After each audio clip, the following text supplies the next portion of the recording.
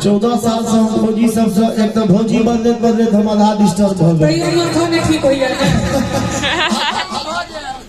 तैयो माथा केना ठीक होते दियो देश के लिए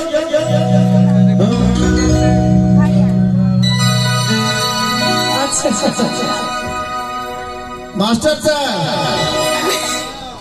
जकरा में प्रेम रोग धनको दिल के बीमारी की पूछे जकरा में प्रेम रोग धनको दिल के बीमारी की पूछे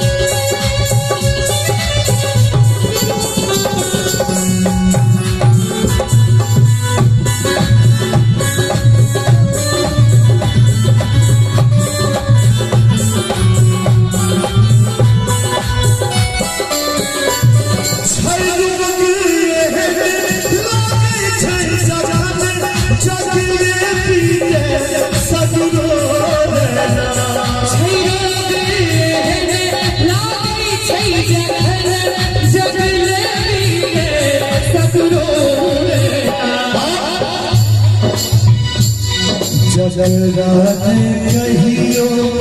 ने नरल हो ने नगराई की मुझसे जगरा कहियो ने नरल हो दिल के बीमारी की मुझसे जगरा